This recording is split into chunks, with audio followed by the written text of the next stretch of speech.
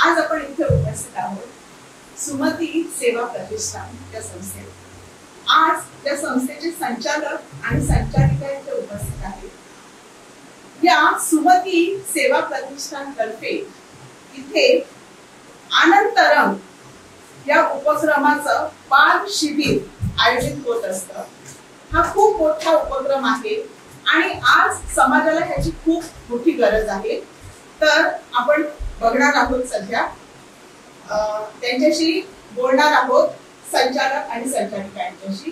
चला तर आपण सर्वजण आज या ठिकाणी मी काल तुम्हाला सांगितलं होतं जागर मराठीचा हे चॅनल आहे आणि या चॅनलतर्फे आज आदरणीय संतोष गायकवाड आलेले त्यांचं आपण आनंदकरांतर्फे स्वागत करूया आणि त्यांना माझ्या पुस्तकाची भेट घेऊया. धन्यवाद सर, खूप खूप आभार आणि आनंदकरांच्या पुढील वाटचालीत खूप खूप शुभेच्छा. असे शिबिर सगळीकडे सर्व शाळेत व्हावे अशी माझी इच्छा आहे. धन्यवाद सर.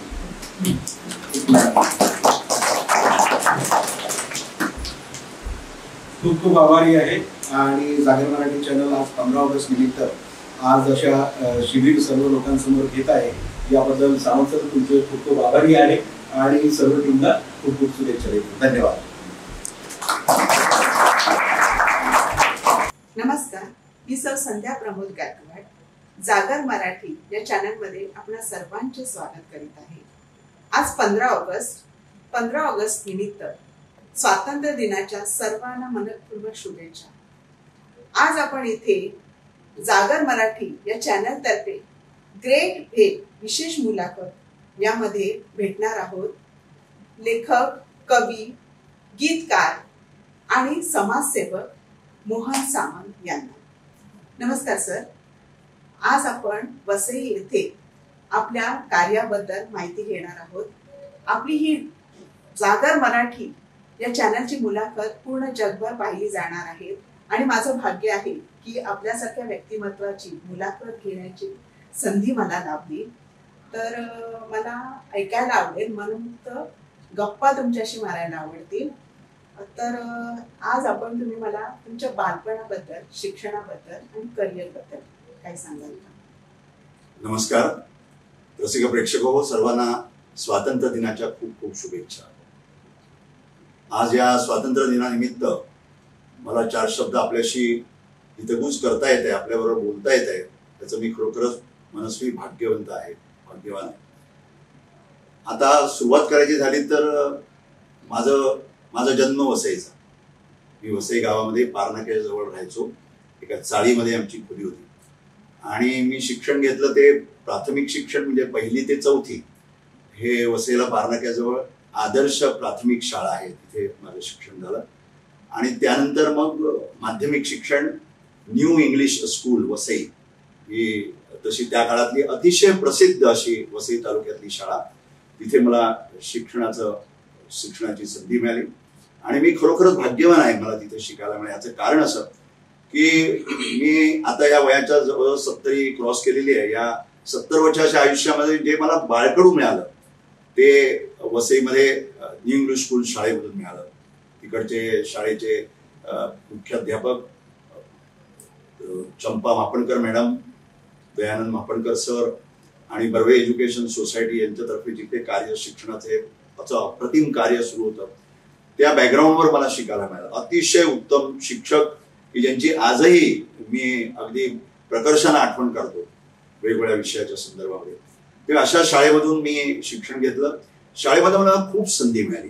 म्हणजे अनेक वक्तृत्व स्पर्धा, निबंध स्पर्धा, उत्स्फूर्त वक्तृत्व स्पर्धा, शाळेमध्ये कोणी मोठे पाहुणे आले, म्हणजे मला चांगलं आजही आठवतं की एकदा पु ल देशपांडे वसईला आमच्या शाळेमध्ये आले होते. त्यावेळेला विद्यार्थ्यांची संख्या जवळजवळ 3000 होती.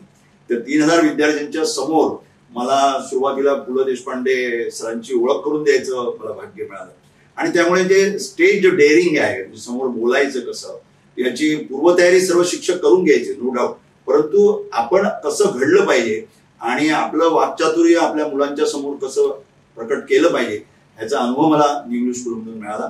मी निमलू स्कूलमधून 11वी SSC होऊन 1968 साली बाहेर पडलो आणि अंधेरीच्या चिनाई कॉलेजमध्ये वाणिज्य शाखेमध्ये मी माझं ग्रॅज्युएशन पूर्ण केलं. 72ला ग्रॅज्युएट झालो. दरम्यान म्हणजे आर्थिक परिस्थितीमुळे मला नोकरी करून शिकावं लागलं. त्यामुळे मी एका राष्ट्रीयकृत बँकेत, बँक ऑफ बरोडामध्ये नोकरी पत्करली आणि कॉलेजची 2 वर्ष मी नोकरी आणि शिक्षण असं पूर्ण केलं. 72 मध्ये कॉलेजमध्ये सुद्धा मराठी वाङ्मय मंडळामध्ये माझा उत्स्फूर्त सहभाग होता. अनेक लेख लिहिण्याची संधी मला मिळाली आणि या दरम्यान म्हणजे 72 पासून मला नोकरी अर्थात लागली होती. बँक ऑफ बरोडाच्या चर्चगेट शाखेत होतो आणि चर्चगेट शाखेपासून मुंबईचं आकाशवाणी केंद्र जवळ होतं. शाळेपासून अनेक कविता लिहिल्या होत्या, कॉलेजमध्ये अनेक गाणी लिहिली, कविता लिहिल्या. या पार्श्वभूमीवर माझं वाक्चातुर्य सगळ्यांना परिचित होतं आणि त्यामुळे मी आकाशवाणीमध्ये पोहोचलो. आकाशवाणीमध्ये मला त्या काळामध्ये युवावाणी असेल, कामगार सभा त्या काळात होत्या, साहित्य सौरभ नावाचा त्यावेळेला फेमस कार्यक्रम होता. अशा कार्यक्रमामधून मला लिहिण्याची, काही मुलाखती घेण्याची, म्हणजे मला काही माझ्या मनातलं प्रकट करण्याची संधी आकाशवाणीमध्ये मिळाली. आणि आकाशवाणीमध्ये माझं जवळजवळ 1972 पासूनचं नातं आजही टिकून आहे. आज एवढ्या वर्षानंतरही टिकून आहे. पुढे आकाशवाणीचा प्रवास तर खूप सांगण्यासारखा आहे. मग माझी आकाशवाणीमध्ये मी आपल्याकडे AIR 65 मध्ये अप्रूव्ड कवी म्हणून आपल्या देशाची मान्यता मिळते, ती मला आकाशवाणीमधून मिळाली. त्यामुळे माझी अनेक गाणी रिलीज होण्याची मला संधी प्राप्त झाली.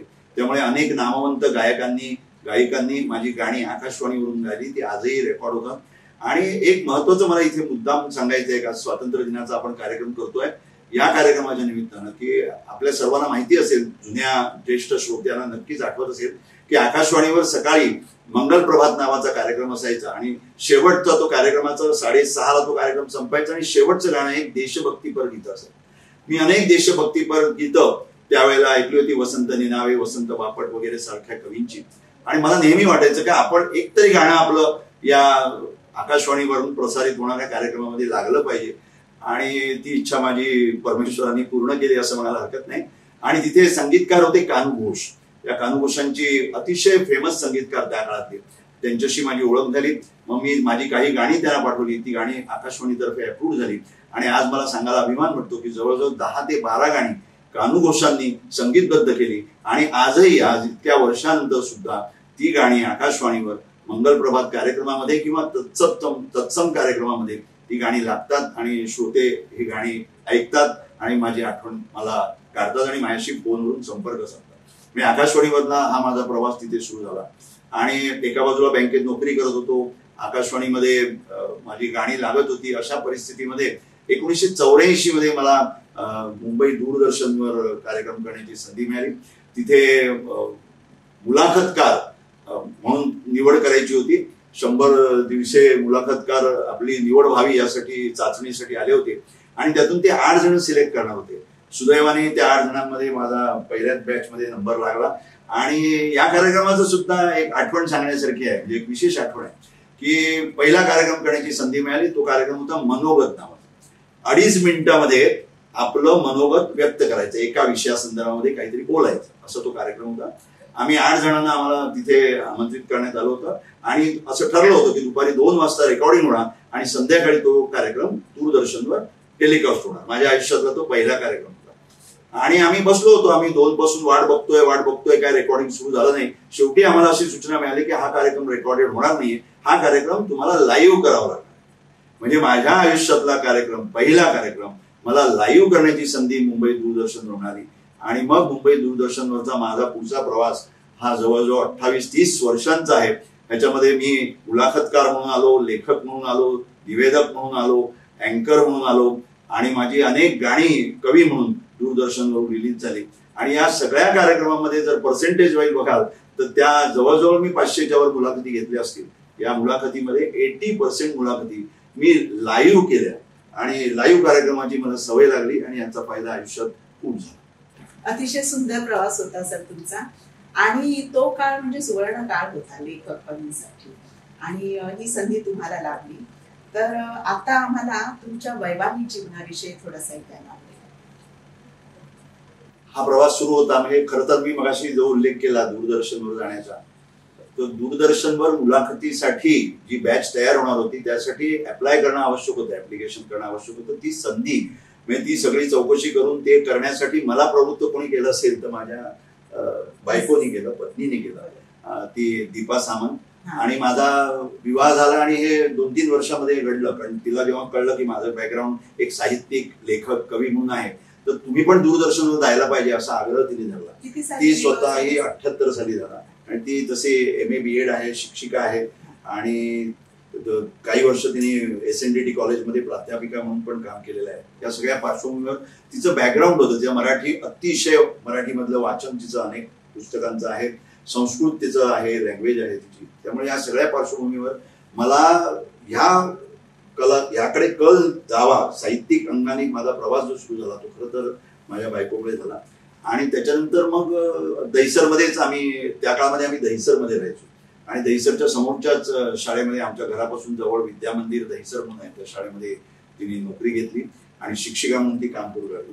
त्यामुळे आमचा हा सगळा प्रवास जो आहे ना वैवाहिक जीवनाचा, म्हणजे आमच्या घरामध्ये विषयच हा असायचा. साहित्य हा विषय, पुस्तक तिने वाचायचं, मी वाचायचं, या पुस्तकावर चर्चा करायची, या पुस्तकात काय सांगितलं आहे, मुलांसाठी आपल्याला काय देता येईल, काय करता येईल. आणि मगाशी मी जो उल्लेख केला ना, दूरदर्शन बरोबर मी त्याच काळामध्ये लोकप्रभेमध्ये लेखक म्हणून मला काम करण्याची संधी मिळाली.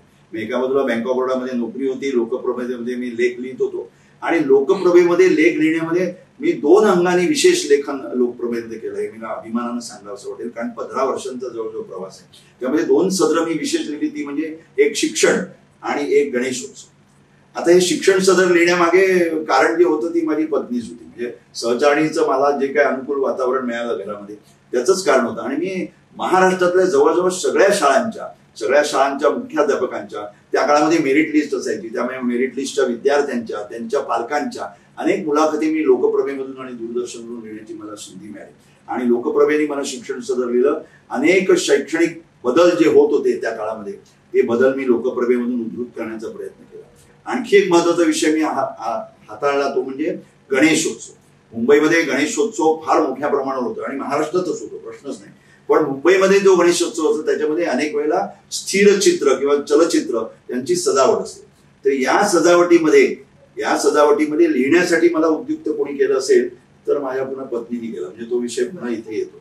आणि मुंबईमध्ये म्हणजे विशेष करून दहिसर बोरिवलीतल्या ज्या सार्वजनिक गणेशोत्सवामध्ये जवळजवळ 25 वर्ष त्यांच्या गणेशोत्सवातील सजावटीची संकल्पना, संहिता लेखन आणि निवेदन या तिन्ही गोष्टी करण्याची संधी मिळाली. अनेक गणेशोत्सव मंडळांना त्या काळामध्ये बक्षिसं मिळाली आणि याच्यासाठी वेगवेगळ्या मोठ्या प्रमाणावर बक्षिसांचं वितरण मुंबईमध्ये होत असतं. तर ती करण्याची मला संधी मिळाली आणि आजही माझं हे गणेशोत्सवाचं काम तेवढ्याच तडफदारीनं सुरू आहे. आता माझ्या कुटुंबाबद्दल सांगायचं, मला एक मुलगा आहे, त्याचं नाव मयूर आणि तो MBA झालेला आहे आणि तो रुपारेलचा विद्यार्थी. त्यांनी सुद्धा रुपारेल कॉलेज खूप गाजवलं, साहित्यिक आणि सांस्कृतिक क्षेत्रामध्ये खूप छान काम त्यांनी केलं आणि तो आता सध्या दुबईला आहे. आणि माझी सून ही नम्रता तिचं नाव आणि ते दोघं, आम्हाला एक नातू आहे आणि आता दुबईला सध्या वास्तव्यात आहे. सहचारींनी सद्गुणी भेटली आणि गुणी संतती लाभली तर आयुष्याची धकाधकीची वाटचाल ही सौम्य होते आणि हे सामंत सरांच्या बाबतीत झालेलं आहे, हे आपण ऐकलं. त्यामुळेच त्यांना अशी प्रगती करण्याची संधी लाभली आणि सहचारिणीचा असा सहभाग असणे म्हणजे दुग्ध शर्करा योग त्यांच्या आयुष्यात आला. आज 15 ऑगस्ट ठिकठिकाणी 15 ऑगस्ट हा स्वातंत्र्य दिन मोठ्या उत्साहात साजरा केला जातो. शाळांमध्ये तर महिनाभर आधी 15 दिवस आधी तयारी केली जाते आणि समूहगान हा विशेष कार्यक्रम असतो. तर ह्या समूह गानामध्ये सर आपल्याला काम करण्याची संधी मिळाली, त्याबद्दल आपण काय सांगणार? समूह गानाचं म्हटलं जर तर ती जी संकल्पना आहे ती महाराष्ट्र शासनानं खूप अगोदरपासून राबवलेली आहे. आणि त्याचे खरं वाटलं तर जनक कोण आहेत असं विचारलं तर ते संगीतकार, सुप्रसिद्ध संगीतकार पद्मश्री वसंत देसाई आहेत. त्यांची एक सूर एक ताल ही संकल्पना त्यावेळेचे पंतप्रधान पंडित जवाहरलाल नेहरू यांनी त्यावेळी त्यांना संधी दिली होती. आणि मला असं आठवतं की त्यावेळेला जेव्हा भारत चीनचं युद्ध झालं होतं त्यावेळेला शिवाजी पार्कवर 1,00,000 मुलांनी एक सूर एक तालच्या माध्यमातून संगीताची मेजवानी अक्षरशः आपल्या राष्ट्राला दिली होती. तर एक सूर एक ताल ही संकल्पना वसंत देसाईंच्या नंतर त्यांचे शिष्य पंडित सोमनाथ परब यांच्याकडे आहे. आणि पंडित सोमनाथ परबांना हे गुरा सांभाळण्याचं काम महाराष्ट्र शासनाने दिलं. आणि संपूर्ण महाराष्ट्रभर हे समूहगान, शौर्यगीत आणि ती वेगवेगळ्या भाषातली शौर्यगीत, समूहगान ही संकल्पना त्यांनी राबवायला सुरुवात केली. आणि सगळ्या महाराष्ट्रामध्ये ही संकल्पना व्हायची. आणि मग 15 ऑगस्टला एक कार्यक्रम, जाहीर कार्यक्रम व्हायचा. तर मला जवळजवळ 10 वर्ष या समूहगान कल्पनेमध्ये सहभागी होण्याची संधी मिळाली आणि ती निवेदक म्हणून मिळाली. आणि 2 गाण्यांच्या मध्ये निवेदनाचं काम करण्याची मला संधी मिळाली. आणि ही संधी महाराष्ट्रामध्ये अनेक ठिकाणी, अनेक जिल्ह्यांमध्ये आम्ही जाऊन राहायचो. 4-4, 5-5 दिवस आम्ही राहायचो. मुलं ती संगीताची एक सूर एक तालची तयारी करायची आणि एक जाहीर कार्यक्रम व्हायचा. आणि जाहीर कार्यक्रम म्हणजे तेव्हा प्रेक्षकांची संख्या किती असेल तर कधी 25,000, कधी 50,000, कधी 1,00,000 जनसमुदायासमोर तो कार्यक्रम व्हायचा. आणि त्याची सगळी पब्लिसिटी सगळ्या वर्तमानपत्रातून, त्या काळामध्ये एवढं दूरदर्शन नव्हतं पण नंतर दूरदर्शनवरून पण त्याची प्रसिद्धी व्हायला लागली. आणि या एवढ्या जाहीर कार्यक्रमामध्ये निवेदन करण्याची संधी मला या एक सूर एक तालच्या माध्यमातून मिळाली. आणि महाराष्ट्र शासनाचा हा उपक्रम आजही सुरू आहे. आणि अशाच प्रकारची ही शौर्यगीत, कारण मुलांमध्ये अशा प्रकारच्या गीतरचनांची बीज पेरली जावी आणि देशभक्ती जागृत व्हावी ही खरं तर त्या पाठीमागची भावना. आज ही परंपरा कायम सुरू आहे कारण या समूह गीतातून एक ऊर्जा, स्फूर्ती मुलांना लाभते, मिळते. आणि यामुळे मुलं खूप प्रोत्साहित होतात. आणि समूह गाण्यामध्ये अगदी बोबड्या बोलात सुद्धा मुलं ही गाणी बोलत असतात. कारण देशसेवेसाठी, देशाला आपल्या देशासाठी ज्या स्वातंत्र्य सैनिकांनी देशाचे जीवाचे बलिदान केले त्यांना एक सलामी द्यायची असते. आणि त्याच्यासाठी मुलं खूप उत्सुक असतात. कभी ठंड में ठिठुर कर देख लेना, कभी तपते धूप में जल के देख लेना, मुल्क की हिफाजत कैसी होती है कभी इस सरहद पर जाके देख लेना. आपल्या देशासाठी जे बलिदान देतात, जे स्वातंत्र्य सैनिक असतात, जे शहीद झालेले असतात, त्यांना आपण इथे घरात बसून श्रद्धांजली देत असतो. पण अशा या देशासाठी भावी घडणारी पिढी खूप मोलाची, महत्वाची आहे. आणि या पिढीला घडवण्याचे कामही आपले सामंसर करत असतात सर्व माध्यमातून. समाजात अशी काही माणसं असतात जी कधीच सेवानिवृत्त होत नाही. त्यापैकी एक सामंसर. सामंसर हे नामांकित कवी, लेखक, गीतकार आणि समाजसेवक आहेतच. तर सर, तुमच्या या लेखनाबद्दल आम्हाला ऐकायला आवडेल. मी सुरुवातीला म्हटलं त्याप्रमाणे लेखन तर माझ्या तरुणपणापासून सुरूच होतं. योग बघा कसा असतो. त्यावेळेला कादंबऱ्या प्रसिद्ध होण्याची पद्धती होती की प्रथम या कादंबऱ्या एकेका भागातून अशा मासिकातून प्रसिद्ध व्हायच्या, पाक्षिकातून, मासिकातून प्रसिद्ध व्हायच्या. आणि मग ती कादंबरी नंतर प्रकाशित व्हायची. आणि या प्रकाशित होण्याच्या बद्दल माझा अनुभव असा आहे की मी त्या काळामध्ये एक नंदा म्हणून मासिक होतं आणि शेरलॉक त्याचं सुनंदा प्रकाशन मध्ये मी त्यावेळेला लिखाण करत होतो. आणि सुनंदा प्रकाशन मधून माझी एक कादंबरी लिहिली गेली. त्या कादंबरीचं नाव होतं शिला. आणि मग त्याचं नाव नंतर ऋणानुबंधाच्या गाठी म्हणून आम्ही लिहिलं. आणि मग ती कादंबरी, पहिली कादंबरी माझी त्या काळामध्ये म्हणजे 76 साली प्रसिद्ध झाली. आणि ती त्या मासिका म्हणजे सुनंदा प्रकाशनने ती कादंबरी प्रकाशित केली. आणि त्यामध्ये प्रस्तावना होती बाळा सामंत सरांची. आणि प्रकाशन झालं होतं ते त्यावेळेला प्रमुख पाहुणे होते नामवंत साहित्यिक अनंत काणेकर, त्यांच्या हस्ते पुस्तक प्रकाशित झालं. मग 78 साली दुसरी कादंबरी प्रकाशित झाली, ती होती लपंडाव. आणि मग हा पुस्तकं लिहिण्याचा आणि पुस्तकं प्रसिद्ध होण्याचा सिलसिला सुरू झाला. त्यानंतर मग 5 कविता संग्रह प्रकाशित झाले. आणि मी आता थोडस कवितांकडे येतो. म्हणजे या कविता संग्रहामध्ये सगळ्या कविताच होत्या, प्रश्नच नाही.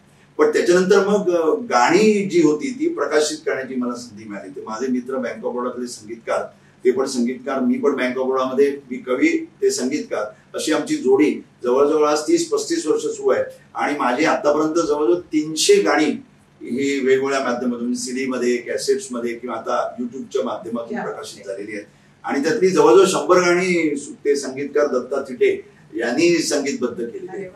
आणि आता तुम्ही म्हणाल गायक मंडळींची नावं घ्यायची झाली तर खूप मोठी मोठी नावं आहेत. त्यात अगदी पहिलं नाव सांगायचं तर उषाताई मंगेशकरांनी, यांनी माझा एक अल्बम गायला होता, त्यावेळेला 8 गाण्यांचा अल्बम उषाताई मंगेशकर गायला. पंडित रघुनंदन पणशीकर आहेत, शौनक अभिषेकी आहेत, सुदेश भोसले आहेत, वैशाली सामंत आहेत, रवींद्र साठे आहेत, सुरेश वाडकर सर आहेत. अशा अनेक नामवंत गायकांनी ती गाणी गायली. आणि आजही त्यातली बरीचशी गाणी युट्यूबवर उपलब्ध आहेत. कारण आता तसं कॅसेटचा आणि याचा प्रकाशित होण्याचं काही पत्र राहिलेलं नाही. त्यामुळे CD आणि कॅसेटचा जमाना झाला तर त्यामुळे आता युट्यूबवरून ही गाणी रिलीज होतात. तर अशी अनेक गाणी लिहिण्याचा योग मला आला. आणि आजही ते काम सुरू आहे. आता तुम्ही म्हणालात तसं निवृत्तीमध्ये हे लिहिणं फार सोपं होतं. अनुभव परिपक्व आहेत आणि आपल्यातून काहीतरी लिहिलं जात आहे, समाधान आहे, आनंद मिळतो. आपल्यासारखी माणसं समाजात काहीतरी नवीन पेरत असतात, बदल घडवत असतात. आणि त्यामुळेच चांगुलपणावर लोकांचा अजूनही विश्वास आहे.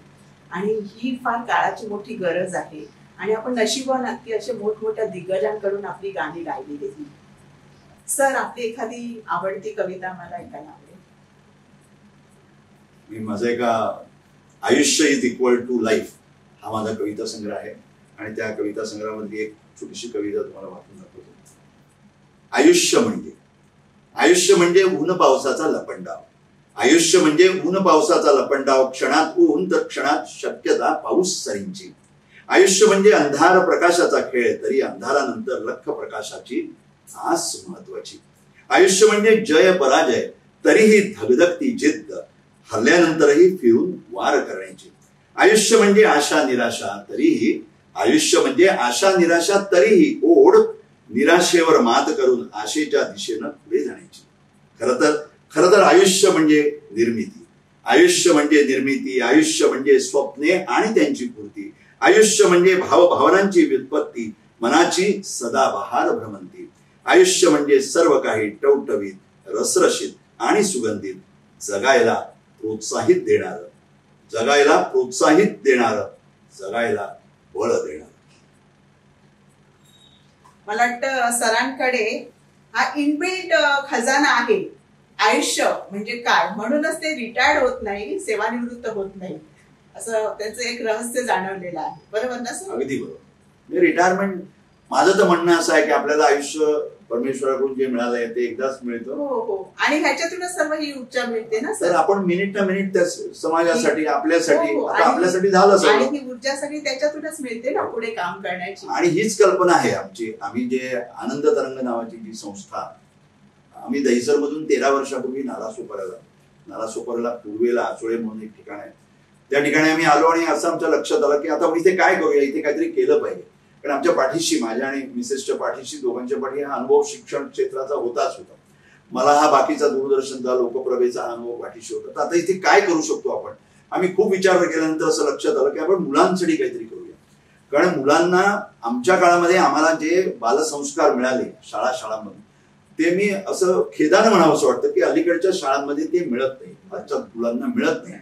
अनेक कारण असू शकतील, त्यांच्या परीने ती असू शकतील, पण मुलांना मिळत नाही ही वस्तुस्थिती आहे. आपल्याला काही करता येईल का म्हणून मी आणि माझ्या पत्नीने दोघांनी इकडे आनंद तरंग, म्हणजे अगदी सुरुवातीला आनंद तरंग सुरू करण्याच्या आधीच आम्ही असं ठरवलं की सुमती सेवा प्रतिष्ठान नावाची आम्ही रजिस्टर्ड एक ट्रस्ट फॉर्म केली. ती फॅमिली ट्रस्ट आहे. आणि या माध्यमातून एक काही उपक्रम इथे काही राबवता आले तर करूया म्हणून आम्ही मग माझ्या पत्नीने निरक्षर महिलांना 2 वर्ष इथे शिकवण्याचा प्रयत्न केला.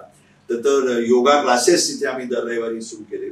आणि आनंद तरंग नावाची ही संस्था सुरू केली. हे बालसंस्कार केंद्र आहे. इथे आम्ही 5वी ते 7वी वयोगटातल्या मुलांना 3 वर्षासाठी घेतो. आणि ती मुलं 8वी इयत्तेच्या पुढे गेली की त्या मुलांना आम्ही निरोप देतो आणि नवीन मुलं आम्ही स्वीकारतो. आम्ही 25-30 मुलं इथे घेतो दर शनिवार रविवार मुलांवर व्यक्तिमत्व विकासासाठी.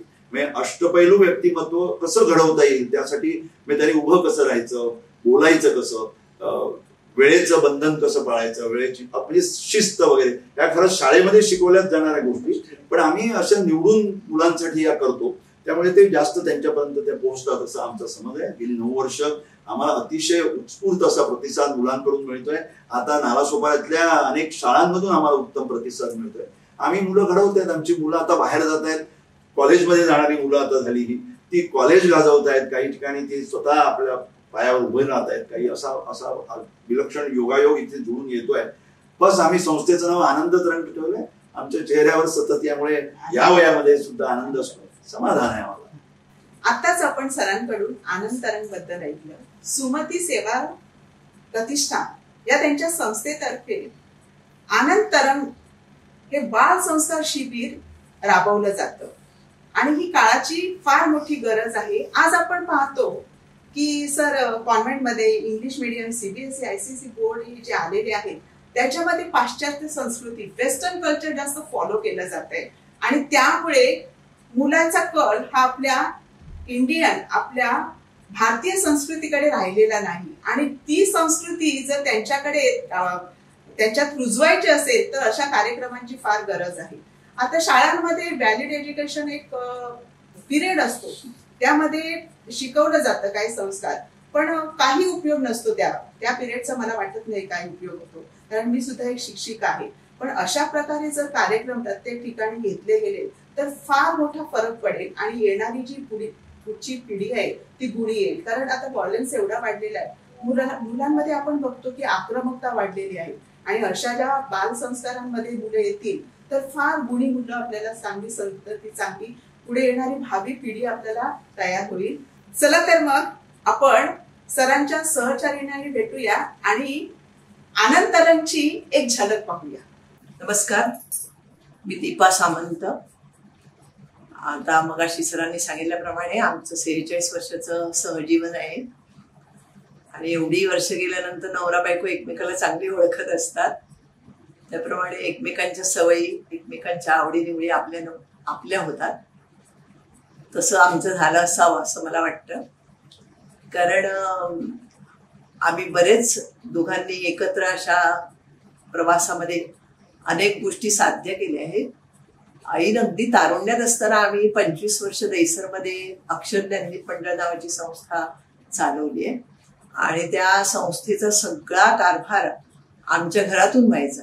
त्यामुळे लोकांचं येणं जाणं भरपूर होतं आणि त्यामुळे माणसं गोळा करायची आम्हाला सवय लागली किंवा छंद लागला असं म्हणायला काही हरकत नाही.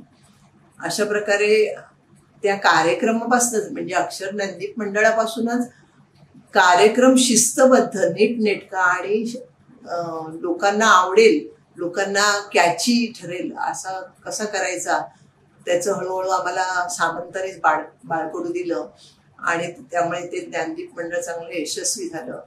पुढे आम्ही नालासोपाऱ्यात आलो. अर्थात आमचं रिटायरमेंटचं वय होऊन गेलेलं होतं. आम्ही रिटायरमेंट व्हॉलेंटरी घेतल्यामुळे आधीच झालं होतं, पण तरी कार्यरत होतच. पण ह्या आपल्या कार्याचा काहीतरी आपल्याला फायदा व्हावा, समाजाला काहीतरी फायदा व्हावा. आरोग्य देवाने चांगलं दिलेलंच होतं, आर्थिक परिस्थिती स्टेबल होती आणि मग म्हणून आपण काहीतरी करावं असं ठरलं आणि मग एकमताने ठरलं की आपण लहान विद्यार्थ्यांसाठी काहीतरी करावं आणि म्हणूनच त्यातनं आनंद तरंगची कल्पना पुढे आली. आता आनंद तरंगला मुलं मिळवायची. आम्ही तर इथे नवे होतो, आम्हाला काही कुणाची ओळख काही नव्हती. तर तुम्हाला आश्चर्य वाटेल, आम्ही दोघं जण हँडबिल्स घेऊन मुलांच्या शाळेच्या जाण्या येण्याच्या वेळेला जेव्हा पालक रस्त्यावरनं जाई वर्दळ असते तेव्हा ती हँडबिल्स वाटायला उभे राहिलो होतो आणि आमच्याच डोळ्यासमोर लोक आमच्या हातामधनं पत्रक घ्यायचे, तिथल्या तिथे वाचायचे आणि त्याचा चोळामोळा करून टाकायचे. हे आम्ही बघत होतो, पण आम्ही जिद्द सोडली नाही. मग म्युन्सिपाल्टीच्या शाळांमध्ये गेलो, तिकडे मुख्याध्यापकांना भेटलो. मग मुख्याध्यापकांनी आम्हाला सांगितलं, हे तुम्ही घेणार तर काय, हे आम्ही पण घेतो. तुम्ही त्यांना क्राफ्ट शिकवणार, आम्ही पण घेतो. तुम्ही त्यांना गाणी शिकवणार, आम्ही पण शिकू. असं म्हटल्यानंतर आम्हाला थोडंसं निराशा आली, पण तरी जिद्द सोडली नाही. मग आम्ही प्रायव्हेट ट्युशन क्लासेसच्या शिक्षकाला भेटलो, त्यांच्याकडनं मुलं मिळतील तर आमच्या ओळखी पाळखीत सांगून असं करून करून आम्ही जेमतेम 25 मुलं पहिल्यांदा मिळवली आणि आनंद तरंगच्या कार्यक्रमाला सुरुवात झाली. हे सगळं विनामूल्य असताना सुद्धा पालक अशा प्रकारे का घाबरत होते किंवा पाठवायला तयार नव्हते याचं उत्तर आम्हाला आजही मिळालेलं नाही. पण आज अशी परिस्थिती आहे, आम्हाला अशी काही बिलं घेऊन उभं राहावं लागत नाही. आज शाळांना मुलांमध्ये झाला बदल दिसतो आणि मुलं आमच्याकडे आपोआपच शाळांच्या तर्फे किंवा ट्युशन क्लासच्या तर्फे आम्हाला मिळतात आणि आमचा प्रवास आता अधिक सुलभ झालेला आहे. पण त्याच वेळेला आमची जबाबदारी वाढल्याची पण आम्हाला जाणीव होते, कारण आमच्या वेगवेगळ्या कार्यक्रमाला वेगवेगळे पाहुणे येतात. ते पाहुण्यांकडनं आम्हाला विचारणा होते कसं चालू आहे, अनंतरं काय.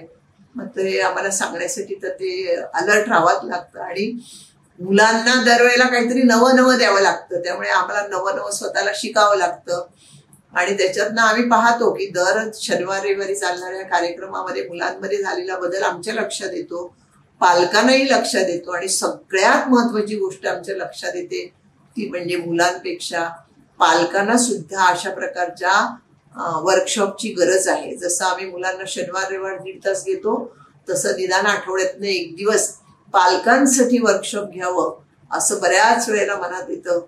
तर भविष्यात काय जर उपक्रम असेल तर कदाचित हा असू शकेल की पालकांसाठी 1.5 तास आठवड्यामधनं शिबिर चालवायचं.